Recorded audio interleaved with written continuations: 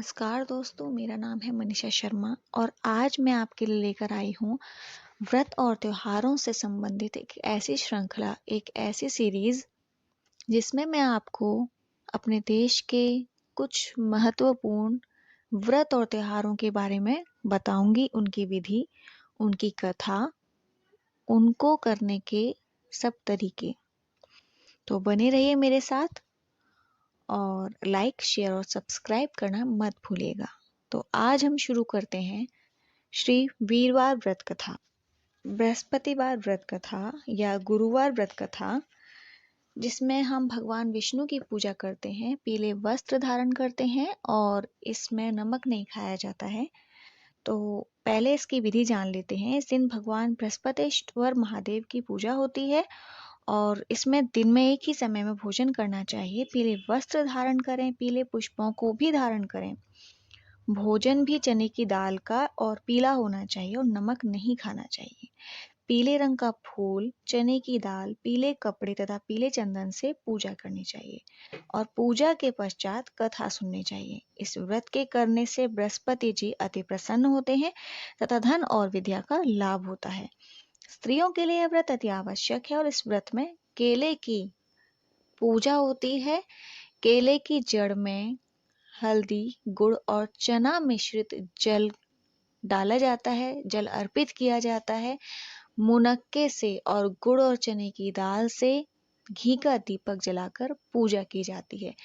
कहा जाता है कि इस व्रत को करने के समय जब आप कथा कहते हो और सुनते हो तो आपको बीच में ना रोकना चाहिए, ना टोकना चाहिए और ना ही उठना चाहिए। तो चलिए बृहस्पतिवार व्रत कथा को शुरू करते हैं। बृहस्पतिवार व्रत कथा प्राचीन समय की बात है। भारत में एक राजा राज्य करता था। वो बड़ा प्रतापी और दानी था। वो नित्य प्रति मंदिर में भगवत दर्शन करने जाता था। वह ब्राह्मण और गुरु की सेवा किया करता था। उसके द्वार से कोई भी याचक निराश होकर नहीं लौटता था। वह प्रत्येक गुरुवार को व्रत करता और पूजन करता था। हर दिन गरीबों की सहायता करता था, परंतु यह सब बातें उसकी रानी को अच्छी नहीं लगती थी। वो ना तो व्रत करती और ना ही किसी को एक भी पैसा दान में देती थी। वह राजा से भी ऐसा करने से मना किया करती थी। एक समय की बात है कि राजा शिकार खेलने वन को चले गए। घर पर रानी और दासी थीं। उस समय गुरु बृहस्पति साधु का रूप धारण कर राजा के दरवाजे पर भिक्षा मांगने आए। साधु ने रानी से भिक्षा मांगी तो वह कहने लगी, हे साधु महाराज, मैं इस दान और पुण्य से तंग आ गई हूँ। इस कार्य के लिए तो मेरे पतिदेव ही बहुत हैं।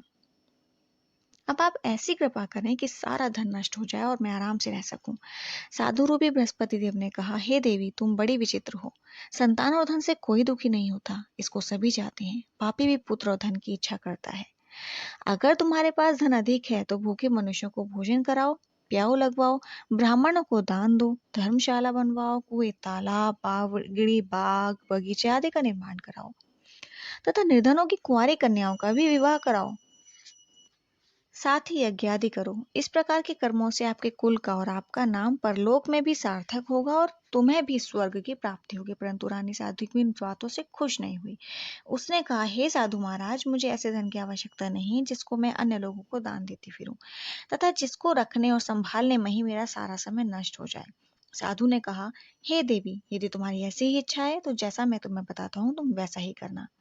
बृहस्पतिवार के दिन घर आंगन को गोबर से लीपना, अपने केशों को पीली मिट्टी से धोना, केशों को धोते समय स्नान करना, राजा से कहना वह हजामत करवाए और भोजन में मांस मदिरा खाना, कपड़े धोबी के यहाँ धुलने देना। इस प्रकार 7 बृहस्पतिवार करने से तुम्हारा सारा धन नष्ट हो जाएगा। यह कहकर साधु महाराज रूपी बृहस्पति देव अंतर्धान हो गए। रानी ने साधु के कहे अनुसार 7 बृहस्पतिवार तक वैसा ही करने का विचार किया। साधु के बताए अनुसार कार्य करते हुए केवल 3 बृहस्पतिवार ही बीते थे कि उसकी समस्त धन संपत्ति नष्ट हो गई। भोजन के लिए दोनों समय परिवार तरसने लगा तथा उसकी समस्त धन संपत्ति नष्ट होने के कारण वो सांसारिक भोगों से दुखी रहने लगा। तब राजा रानी से कहने लगा कि हे रानी, तुम यहाँ पर रहो, मैं दूसरे देश को जाता हूँ, क्योंकि यहाँ पर मुझे सभी मनुष्य जानते हैं, इसलिए मैं यहाँ पर कोई काम नहीं कर सकता। मैं अब परदेश जा रहा हूँ, वहां कोई काम धंधा करूंगा, शायद हमारे भाग्य बदल जाए। ऐसा कहकर राजा परदेश चला गया। वो वहां जंगल से लकड़ी काट कर लाता और शहर में बेचता। इस तरह जीवन व्यतीत करने लगा। इधर राजा के बिना रानी और दासियां दुखी रहने लगीं। किसी दिन भोजन मिलता और किसी दिन जल पीकर ही रह जाती। एक समय रानी और दासियों को 7 दिन बिना भोजन के व्यतीत करने पड़े। तो रानी ने अपनी दासी से कहा, हे दासी, यहाँ पास ही के नगर में मेरी बहन रहती है। वो बड़ी धनवान है। तू उसके पास जा और वहां से 5 सेर बेझर मांग कर लिया, जिससे कुछ समय के लिए तो गुजारा हो जाएगा। दासी रानी की बहन के पास गई। रानी की बहन उस समय पूजा कर रही थी। बृहस्पतिवार का दिन था। दासी ने रानी की बहन से कहा, हे रानी, मुझे आपकी बहन ने भेजा है, मुझे 5 सेर बेझर दे दो। दासी ने यह बात अनेक बार कही, परंतु रानी की बहन ने कोई उत्तर नहीं दिया, क्योंकि वह कोई उस समय बृहस्पतिवार की कथा सुन रही थी। जब दासी को रानी की बहन से कोई उत्तर नहीं मिला तो वो बड़ी दुखी और उसे क्रोध भी आया। वह लौटकर रानी से बोली, हे रानी, आपकी बहन बहुत घमंडी है। वो छोटे लोगों से बात भी नहीं करती। मैंने उससे कहा तो उसने कोई उत्तर ही नहीं दिया। मैं वापस चली आई। रानी बोली, हे दासी, इसमें उसका कोई दोष नहीं। जब बुरे दिन आते हैं ना, तो कोई सहारा नहीं देता। अच्छे बुरे का पता विपत्ति में ही लगता है। जो ईश्वर की इच्छा होगी वही होगा। ये सब हमारे भाग्य का दोष है। उधर रानी की बहन ने सोचा कि मेरी बहन की दासी आई थी, परंतु मैं उससे नहीं बोली। इससे वो बड़ी दुखी हुई होगी। अतः कथा सुन और विष्णु भगवान का पूजन समाप्त कर वह अपनी बहन के घर गई और कहने लगी, हे बहन, मैं बृहस्पतिवार का व्रत कर रही थी। तुम्हारी दासी हमारे घर गई, परंतु जब तक कथा होती है तो हम लोग न तो उठते हैं और न बोलते हैं, इसलिए मैं नहीं बोली। कहो दासी, क्यों गई थी? रानी बोली, बहन, हमारे घर अनाज नहीं था। वैसे तुमसे कोई बात छिपी तो नहीं है, इस कारण मैं दासी को तुम्हारे पास 5 सेर बेजर लेने के लिए भेजा था। रानी की बहन बोली, बहन देखो, बृहस्पति भगवान सबकी मनोकामना पूर्ण करते हैं। देखो, शायद तुम्हारे ही घर में अनाज कहीं रखा हो। यह सुनकर दासी अंदर गई तो वहां उसे एक घड़ा बेजर का मिल गया। उसे बड़ी हैरानी हुई, क्योंकि उसने एक एक बर्तन देख लिया था। उसने बाहर आकर रानी को बताया। दासी अपनी रानी से कहने लगी, हे रानी, देखो, वैसे तो हमको जब अन्न नहीं मिलता तो हम रोज ही व्रत करते हैं। अगर इनसे इस व्रत की विधि और कथा पूछ ली जाए तो उसे हम भी कर लिया करेंगे। दासी के कहने पर रानी ने अपनी बहन से बृहस्पतिवार व्रत के बारे में पूछा और उसकी बहन ने बताया कि हे रानी बहन, बृहस्पतिवार को सूर्योदय से पूर्व उठकर स्नान करके बृहस्पतिवार का व्रत करना चाहिए, लेकिन उस दिन सिर नहीं धोना चाहिए। बृहस्पतिवार के व्रत में चने की दाल और मुनक्कों से विष्णु भगवान का केले के वृक्ष की जड़ में पूजन करें और दीपक जलावें। उस दिन एक ही समय भोजन करें। भोजन पीले खाद्य पदार्थ का करें तथा कथा सुने। इस प्रकार करने से गुरु भगवान प्रसन्न होते हैं और अन्न, पुत्र व धन देते हैं। इस तरह व्रत और पूजन की विधि बताकर रानी की बहन अपने घर लौट गई। रानी और दासी दोनों ने निश्चय किया कि वे बृहस्पति देव भगवान का पूजन जरूर करेंगी। 7 दिन बाद जब बृहस्पतिवार आया तो उन्होंने व्रत रखा। घुड़साल में जाकर चना और गुड़ बीन लाई तथा उसकी दाल से केले की जड़ में भगवान विष्णु का पूजन किया। अब भोजन कहाँ से आए? दोनों बड़ी दुखी हुई, परंतु उन्होंने व्रत किया था, इस कारण बृहस्पति देव भगवान प्रसन्न थे। वे एक साधारण व्यक्ति के रूप में 2 थालों में सुंदर पीला भोजन लेकर आए और दासी को देकर बोले, हे दासी, यह भोजन तुम्हारे और रानी के लिए, तुम दोनों भोजन करना। दासी भोजन पाकर बड़ी प्रसन्न हुई और रानी से बोली, रानी जी, भोजन कर लो। रानी को भोजन आने के बारे में कुछ पता नहीं था, इसलिए वह दासी से बोली, जा तू ही भोजन कर ले, क्यों तू हमारी व्यर्थ में हंसी उड़ाती है? दासी बोली, एक व्यक्ति अभी भोजन देकर गया है। रानी कहने लगी, वह भोजन तेरे लिए देकर गया है, तू ही भोजन कर।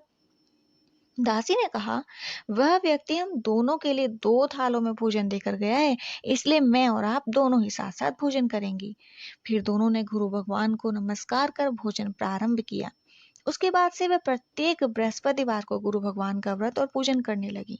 बृहस्पति भगवान की कृपा से उनके पास धन हो गया, परंतु रानी फिर से पहले की तरह आलस करने लगी। तब दासी बोली, देखो रानी, तुम पहले भी इस प्रकार आलस करती थी।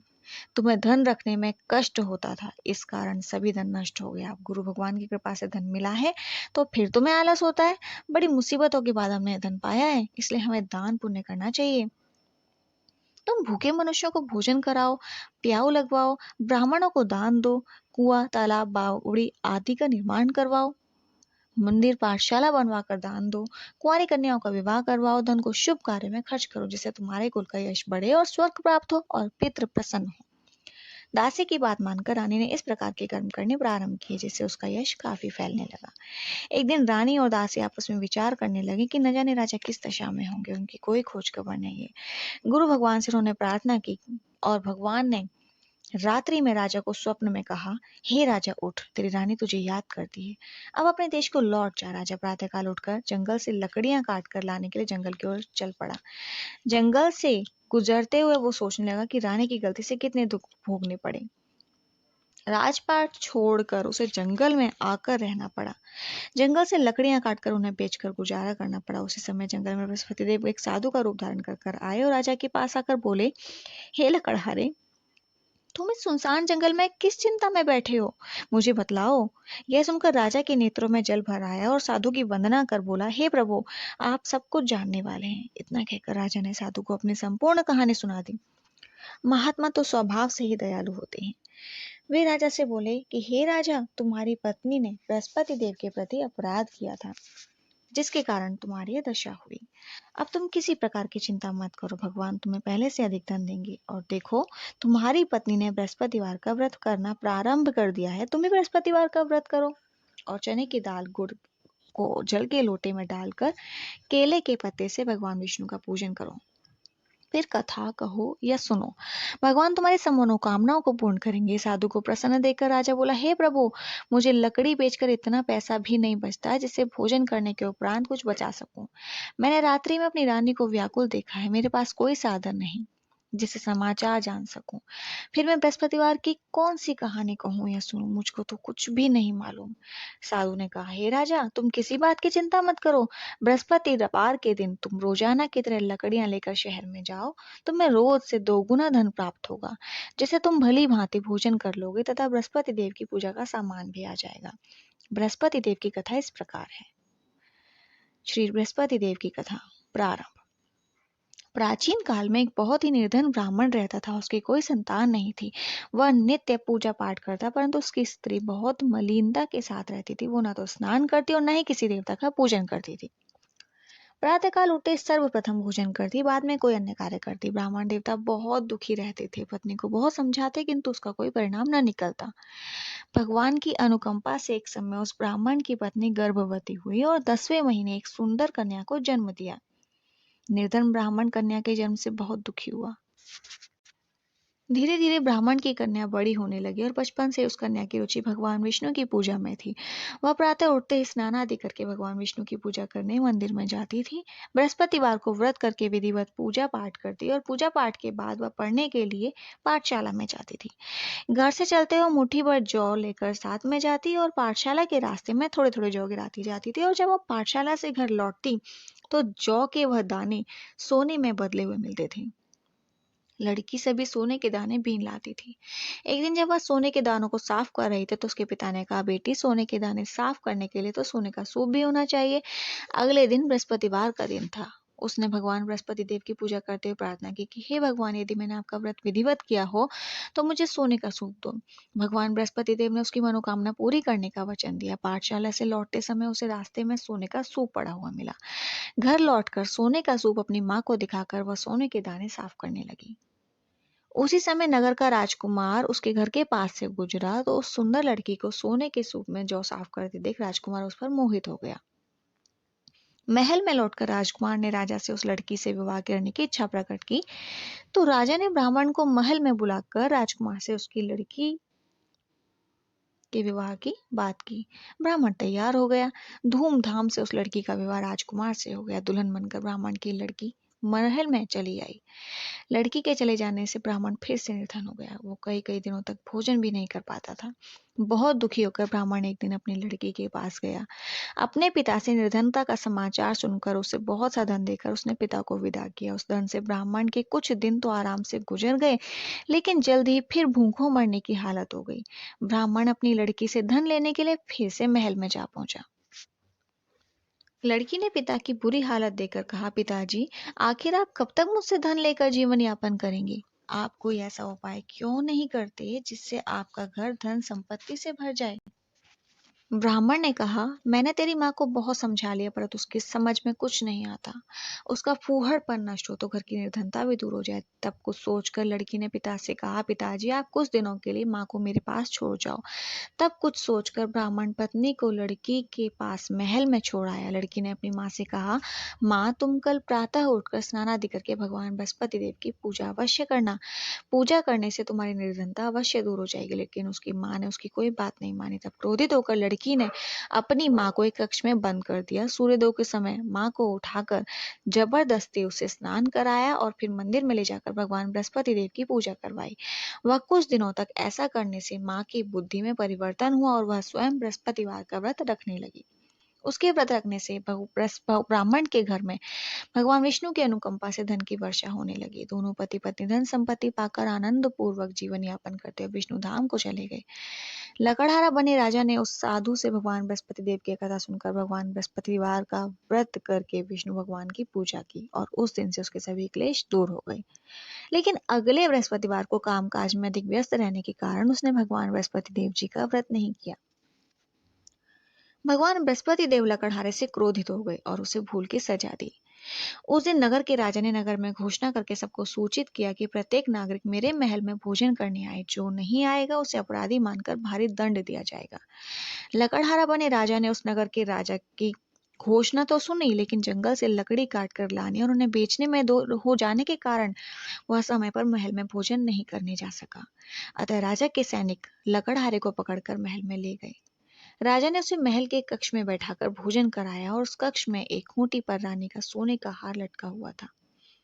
लकड़हारा अकेला उस कक्ष में भोजन कर रहा था। तभी उसने एक आश्चर्यजनक घटना घटती देखी। देखते ही देखते वह खूंटी हार को निकल गई। थोड़ी देर बाद राजा ने हार को गायब होते देखा तो लकड़हारे को कारावास में डाल दिया। लकड़ा मनी मन अपने भाग्य को कोसने लगा। तभी उसे जंगल में मिले साधु का स्मरण हो आया। थोड़ी देर में भगवान बृहस्पति देव सन्यासी के रूप में उसके सामने प्रकट हुए और कहा, हे लकड़हारे, तूने भगवान बृहस्पति देव की पूजा नहीं की, इसी कारण तुम्हें यह कष्ट हुआ है। लेकिन अब चिंता मत करो, बृहस्पतिवार के दिन कारागार के दरवाजे पर तुम्हें कुछ पैसे पड़े हुए मिलेंगे। उन पैसों से भगवान बृहस्पति देव का व्रत करके उनकी पूजा करोगे तो तुम्हारे सब दुख नष्ट हो जाएंगे। बृहस्पतिवार के दिन दरवाजे पर मिले पैसों से चने और गुड़ मंगाकर लकड़हारे ने बृहस्पतिवार की कथा कही तो भगवान बृहस्पति देव ने प्रसन्न होकर उस नगर के राजा को स्वप्न में लकड़हारे को कारागार से मुक्त होने को कहा। सुबह राजा ने अपने कक्ष में आकर देखा तो खूंटी पर रानी का हार टंगा हुआ था। राजा ने लकड़हारे को मुक्त कर दिया और उसे धन और आभूषण देकर विदा किया। लकड़हारा बना राजा उस नगर से चलकर अपने नगर में पहुंचा तो उस नगर में कुएं, धर्मशाला और बाग बगीचे देखकर पहले तो बहुत प्रसन्न हुआ। फिर उसने किसी से पूछा कि ये कुएं, धर्मशाला किसने बनवाई है। सबने उसे बताया कि सब रानी और उसकी दासी ने बनवाया है। तो यह सोचकर राजा को बहुत क्रोध आया, क्योंकि उसे पता था कि रानी और दासी की स्थिति ऐसी नहीं है कि वो यह सब कुछ करा सके। वो जब महल में पहुंचा तो रानी ने उसका भव्य स्वागत किया, लेकिन उसने क्रोध में पूछा कि यह सब कैसे करवाया, तुमने कहाँ से करवाया। तब रानी ने भगवान बृहस्पति देव की महिमा का गुणगान किया और उसे बताया कि बृहस्पतिवार का व्रत करने से ही यह संपन्नता उसके यहाँ आई है। तब राजा ने निश्चय किया कि सप्ताह में एक बार तो सभी बृहस्पति देव का व्रत और पूजन करते हैं, परंतु मैं प्रतिदिन व्रत किया करूंगा तथा दिन में 3 बार कथा कहा करूंगा। अब राजा हर समय दुशाले में चने की दाल बांधे रहता और दिन में 3 बार भगवान बृहस्पति देव का व्रत करता और कथा कहता। कुछ दिनों बाद राजा को अपनी बहन की याद आई। एक दिन घोड़े पर सवार होकर वो अपनी बहन से मिलने चल दिया। अभी राजा नगर के बाहर पहुंचा ही था कि उसने कुछ लोगों को एक शव को ले जाते हुए देखा। राजा को स्मरण हुआ है कि आज उसने किसी को बृहस्पतिवार की कथा नहीं सुनाई है। तब राजा ने उन लोगों को रोककर कहा, भाइयों, शव को ले जाने से पहले मुझसे बृहस्पतिवार की कथा सुन लो। लोगों ने राजा पर क्रोधित होते हुए कहा, तुम पागल तो नहीं हो। लेकिन कुछ बड़े बूढ़े लोगों ने कहा, अच्छा भाई, साथ में चलते चलते तुम अपनी कथा भी सुना लो। राजा ने चलते हुए आधी कथा ही सुनाई थी कि शव हिलने लगा और कथा पूरी होते ही शव उठकर बैठ गया। लोगों ने हैरानी से दांते तले उंगली दबाई और अगले बृहस्पतिवार से भगवान बृहस्पति देव का व्रत करने और कथा सुनने का निश्चय किया। अब घोड़े पर सवार राजा चलते हुए किसान के पास पहुंचा। किसान अपने खेत में हल चला रहा था। राजा ने कहा, अरे भाई, मुझसे बृहस्पतिवार की कथा सुन लो। किसान झुंझलाकर बोला, अरे भाई, देख नहीं रहे, जितनी देर तक तुम्हारी कथा सुनूंगा उतनी देर में मैं अपने पूरे खेत में हल न जला लूंगा। राजा निराश होकर चलने लगा, लेकिन तभी किसान के बैल लड़खड़ाकर जमीन पर जा गिरे और उसके पेट में बहुत जोरों का दर्द उठा। उस किसान की पत्नी जब खाना लेकर आई तो उसने किसान से पूछा। किसान ने सब कुछ बताया। किसान की पत्नी दौड़ती हुई राजा के पास पहुंचती और हाथ जोड़कर बोली, भैया मैं तुम्हारी कथा सुनने को तैयार हूँ, लेकिन तुम्हें यह कथा खेत पर चलकर सुनानी होगी। राजा ने उसकी बात मानी और वह साथ में उसके खेत पर पहुंचा और भगवान बृहस्पतिवार की कथा सुनाई। तभी दोनों बैल उठकर खड़े हो गए और किसान के पेट का दर्द भी तुरंत ठीक हो गया। राजा अपनी बहन के घर पहुंचा तो उसकी बहुत आवभगत हुई, लेकिन और अगले दिन सुबह उठकर राजा ने देखा कि घर के सभी लोग भोजन कर रहे हैं। किसी भूखे को बृहस्पतिवार की कथा सुनाए बिना राजा भोजन नहीं करता था। उसने बहन से कहा, क्या घर में कोई ऐसा व्यक्ति है जिसने अभी तक भोजन न किया हो? उसकी बहन बोली, भैया हमारे घर में तो क्या आपको पूरे नगर में कोई ऐसा व्यक्ति नहीं मिलेगा जिसने सुबह सुबह भोजन नहीं किया। तब राजा ने बहन के घर से निकलकर उस नगर में बिना भोजन के व्यक्ति की तलाश की। एक गडरिये का घर में उसका बेटा बीमार होने के कारण भूखा रह गया था। राजा ने उसको जाकर बृहस्पतिवार की कथा सुनाई और कथा सुनते सुनते गडरिये का बीमार बेटा बिल्कुल ठीक हो गया। सबने राजा की बहुत प्रशंसा की। एक दिन राजा ने अपनी बहन से कहा, बहन अब हम अपने घर जाना चाहते हैं और तुम भी हमारे साथ चलो, कुछ दिन वहां रहकर लौट आना। राजा की बहन ने जब अपनी सास से पूछा तो सास ने ताने देते हुए कहा, बहू मायके जाना हो तो अकेली जाना, मेरे पोतों को मत लेकर जाना। तुम्हारे भाई की कोई संतान नहीं, कहीं तुम्हारी भाभी मेरे पोतों पर कोई जादू टोना ना कर दे। दूसरे कक्ष में बहन की सास की बातें सुनकर राजा दुखी मन से अकेला ही अपने नगर को लौट गया। रानी ने राजा से कहा, आप तो अपनी बहन को साथ लेकर आने की बात कहकर गए थे, फिर बहन को साथ क्यों नहीं लाए? तब राजा ने दुखी होते हुए कहा, रानी हम निर्वंशी हैं, इसलिए हमारे घर कोई आना पसंद नहीं करता। रानी ने राजा को समझाया, हे प्राणनाथ, हमें बृहस्पति देव ने सब कुछ दिया है और अब भगवान बृहस्पति देव हमें संतान भी अवश्य दे करेंगे। बृहस्पतिवार को विधिवत व्रत करते हुए राजा रानी ने भगवान बृहस्पति देव से संतान के लिए प्रार्थना की तो कुछ दिनों बाद उन्होंने स्वप्न में दर्शन देते हुए कहा, हे राजा तेरी मनोकामना अवश्य पूर्ण होगी। एक सप्ताह बाद ही रानी गर्भवती हो गई। 10वें महीने में रानी ने एक सुंदर पुत्र को जन्म दिया। राजा ने रानी से कहा कि अब मैं अपनी बहन को लेकर आऊंगा, लेकिन रानी तुम कुछ मत कहना। स्त्री भोजन किए बिना रह सकती है पर बात कहे बिना नहीं रह सकती। रानी ने कहा, ठीक है।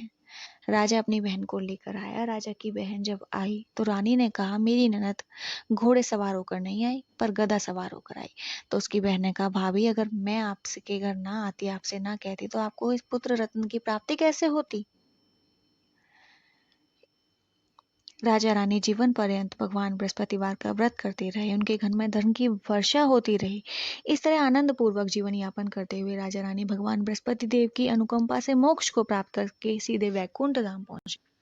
इस प्रकार बृहस्पतिवार को विधिवत व्रत करके जो स्त्री पुरुष भगवान विष्णु की पूजा करते हैं, भगवान उनकी सभी मनोकामनाएं पूर्ण करते हैं। हे भगवान विष्णु, जैसे राजा रानी के जीवन में संपन्नता और खुशियां लाए, ऐसा सभी के जीवन में लाना, यही आपसे प्रार्थना है। इति श्री बृहस्पतिवार व्रत कथा। ओम नमो भगवते वासुदेवाय। ओम।